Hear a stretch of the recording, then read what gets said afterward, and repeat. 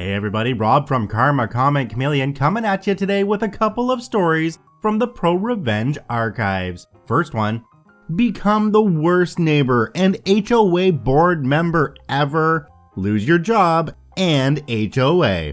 Let's jump right in. Check out my new channel, Canadian Rob's Workshop, link in the description down below.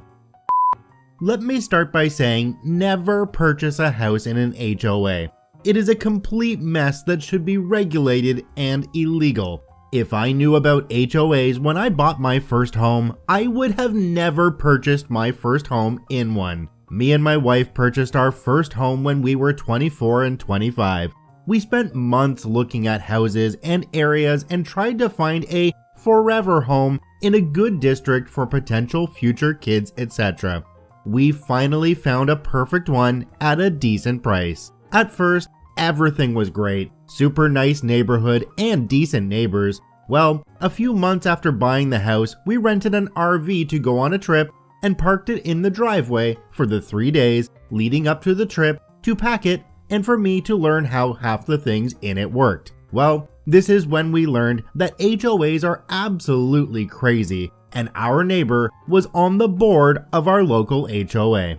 Within an hour of it being parked, he got home and stormed over, demanding we remove it from his neighborhood, or he would have it towed and fine us for every hour it was there. Myself, being the average and normal person, told him kindly to f*** off and get out of my driveway and told him if he returns, I'll call the cops, because he was screaming like a madman inches from my face. About 3 hours later, a big rig tow truck shows up and he walked up like he was a god and handed me a plain envelope with a letter inside that pretty much said, by order of the HOA, this RV is to be towed and a fine of $1,500 for violating their rules. While Mr. Crazy board member might not listen to reason, the tow truck guy they found wasn't so fond of entering my driveway and towing a vehicle when I told him if he comes on the property, I'll call the cops. Once the tow truck driver decided he's done being involved in this mess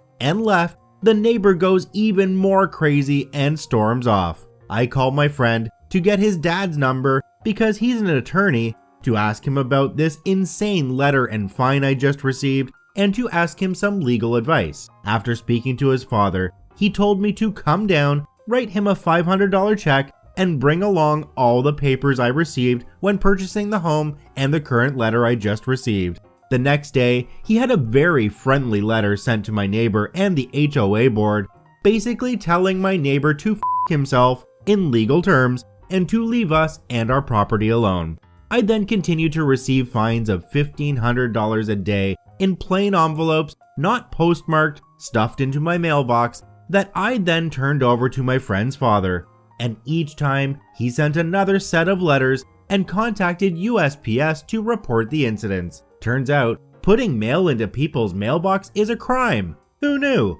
Well, we decided to go on our week-long trip across the state and mildly forget about it all. Kind of upset I had to spend $500 to have an attorney send letters, but that's what they do. Fast forward to us returning from the trip and the RV back in our driveway for 2 days. So we can unload and clean, then return it. Again, each day, more envelopes stuffed into our mailbox, and more visits to our attorney, and more letters sent, and more incidents reported to USPS. Well, here's where the fun really begins. Turns out, Mr. Crazy finally gives me a summons to appear before the board. My attorney said this is crazy illegal, because what they've done is use what looks like an actual legal document improperly to summon me to the board. Another $500 to the attorney, and we wait for the date they made, a Tuesday at 10 a.m. They attempt to keep my attorney out of the room on some board privacy rule, but quickly shut the hell up when he begins going over their own rules that they are violating to them. Deep in this HOA book are some very nicely worded rules and stuff outlining about what makes board members ineligible and how they cannot serve if they commit certain infractions. Well, guess what Mr. Crazy Neighbor has done? Committed several of them, all documented. Also, the cherry on top is that if 51% of the HOA members vote to dissolve the HOA, it all goes away. Well, it happens my wife worked part-time from home during this mess and had all the free time in the world to begin a disband the HOA campaign. Over the course of the next 2 months, she went around and really began to get to know our neighborhood really well. Turns out, a lot of people dislike the HOA and the power-hungry seniors who act like dictators that run it. The HOA attempted to stall everything by holding no meetings, another HOA violation, and began their own campaign trying to change HOA rules to keep from being ousted, and a fairly racist flyer and letter to everyone explaining the dangers of not having an HOA and all the bad people that will move in and take over and sell drugs, etc. That our houses would become much less valuable and everything else they could try. Turns out, it's extremely fun to use someone's own rules against them. The neighborhood even started a fund that paid us back what it cost us to get the attorney started and the continued costs he had. A few weeks after their failed fear campaign and being forced to hold a meeting, a vote was called by using their own rules. The HOA was no more, and all remaining funds were to be dispersed back to the homeowners and members equally. This never happened. Turns out, somehow the HOA used all their funds in the course of the last 2 months. About half the former board members sold their homes and moved, including Mr. Crazy Neighbor. I've spent 3 hours trying to find old news articles because it was reported on mostly due to the racist letters by the HOA, but it was too long ago to find anything. Moral of the whole mess: don't buy a home in an HOA, and if you do, plan to hire an attorney. We've learned through a few HOA stories on the channel already that they seem to be absolutely terrible, and I for one will never buy a house in an area that has an HOA.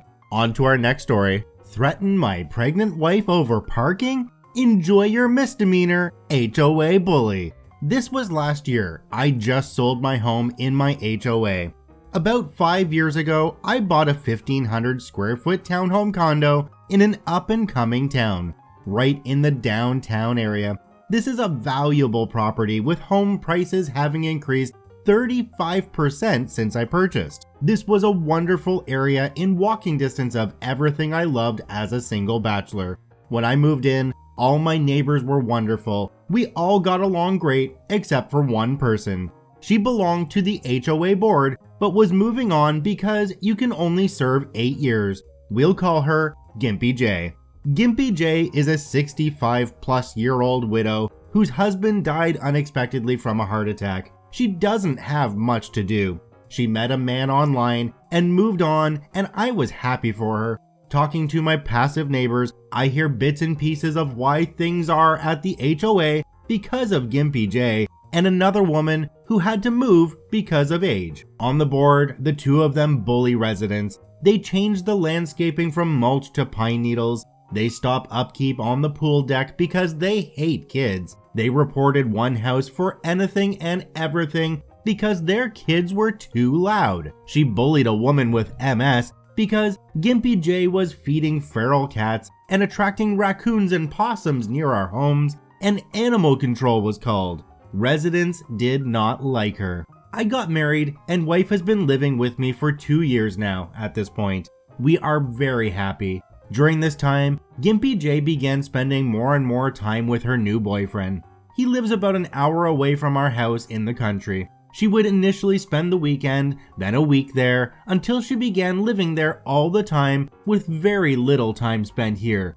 Maybe 15 minutes, 2 hours a month would be at our complex. Now, at our complex, there is only one rule on parking. Each resident is entitled to 2 spots close to their building, but not necessarily in front of your unit, and there is no limit to parking spots you may occupy. Close to it is the key word. We have new folks on the board who are all under 40 years of age, and the place is starting to get spruced up. We have some friends over regularly, and they park in front of our unit. Gimpy J had 2 hip replacements done, and we had not seen her in about 7 months. in our little area of the complex consists of 8 townhomes that face each other, 4 on one side, 4 on the other. There are 8 spots for 3 homes and a handicap spot for one of our neighbors. Gimpy J started coming back around in January for longer periods, a day on the weekend to go out downtown or to visit friends. She started complaining that we were in her spots. Again, there are no assigned spots. We were willing to move our friends' vehicles for her to another empty spot, that is, until she started occupying 2 spots at a time with her vehicle. This behavior continued as she would come in taking 2 spots anytime she was here. The rules in the master deed says no vehicle can take more than 1 spot without written permission from the board of directors or property management group, and cannot continue for more than 2 days with permission. This was to account for residents moving in and out. Suddenly that spring, my wife had a medical issue and was hospitalized for 4 days and on disability for 8 weeks. My mom was the only family member on both sides that had the capability of coming down to where we lived to help us out. She drove down and we needed to occupy 3 spots. I promptly let our property management company know and the board of directors know what was happening, providing them with my mom's make, model, and plate number, and that she would be here 6 to 8 weeks just in case anyone had an issue. Gimpy J's first time home in 6 weeks, we had a car in front of her house, but she had room for her vehicle. She marched over and banged, and I mean it was loud, on the door, demanding we move the car, and tried to open my front door and walk in my home. Yes, she tried to enter my home. It shook my dog, who peed herself, it was that loud, who in turn growled and chased her out. I promptly told her there was no assigned parking and the rule is 1 car, 1 spot. We would move a car out of respect one last time and saw she occupied 2 spots with it, per usual. The next time it happened, 2 weeks later, we refused to move our vehicle. We also began taking pictures for our records and communicating with our HOA of Gimpy J's erratic behavior. She continued to arrive, bang on our door, scream at us for having a car parked in her spot. One time banging on the door, she dented the frame with her keys. A few additional times when we were not home, she would come in and park occupying 2 spots. I would take more pictures for my records in case something happened because of her erratic behavior. Finally, it happened. About this time last year, I was at the gym and I get a call from my mom and my wife, frantic that someone is going to tow my wife's car. I drive home as fast as I can, and it's Gimpy J's boyfriend's son and his girlfriend, whom we have never met. This jackass, who doesn't live here and has no business here, is screaming at us and insulting my pregnant wife and mother. My mother-in-law pays many dollars a month for these spots. You f***ers are breaking the rules. I'ma tow that there SUV. All while drinking beer. Now, we know he can't do anything except scream and try to intimidate us outside. He calls his mother-in-law, who is not married to his father, about the situation. Gimpy J drives an hour to our complex. When she gets here, she parks her car behind all 3 of ours and gets out, blocking us in. And I had enough. I quickly snapped some pictures. I called the police.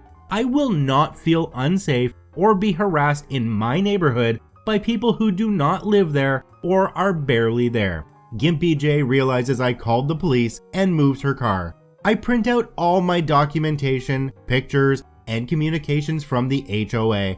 I shower quickly because I'm disgusting from the gym and throw on a nice polo shirt and shorts. Pregnant wife sits in her rocking chair and my mother sits calmly at the kitchen table.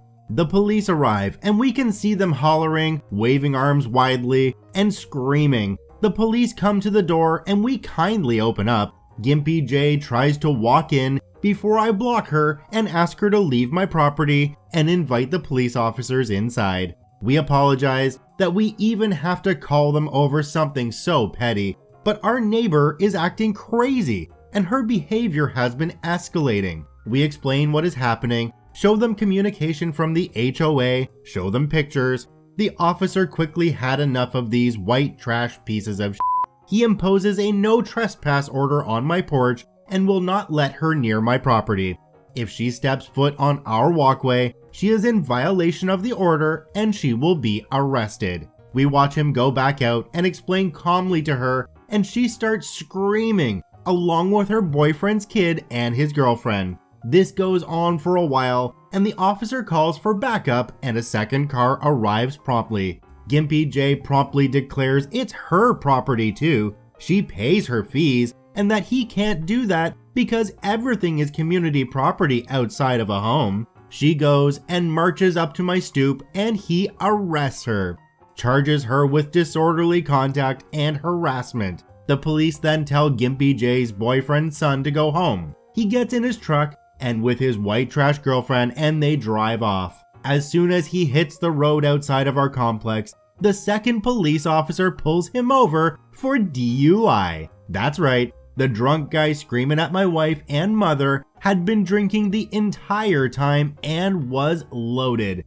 Police couldn't do anything in the complex, but could when he hit the main road. Both of them were hauled off to jail, and we stopped hearing from them about parking. 2 days later, Gimpy J and her boyfriend show up to the complex and they park her boyfriend's car in our lot and leave it, parked in one spot to ensure it's hers. Well, they drive off and we don't hear from them in a week and no one is home. Since Gimpy J's boyfriend does not live here and his car is abandoned, I called the HOA to report it. They came and towed his SUV. Gimpy J put her house on the market 8 weeks later. HOAs. This one doesn't really seem like an issue with the HOA, it just seems like an issue with a really grumpy neighbor. I sincerely hope the neighborhood was nice and quiet for OP after Gimpy J's house was sold. I want to thank both OPs for posting their stories to the ProRevenge subreddit. You can visit them both at the links in the description below. Please go there and give them an upvote. Once again, this is Rob from Karma Comment Chameleon saying thanks for watching. If you enjoyed the video, please hit that subscribe button, drop a like, and share it with your friends, and we'll see you in the next one.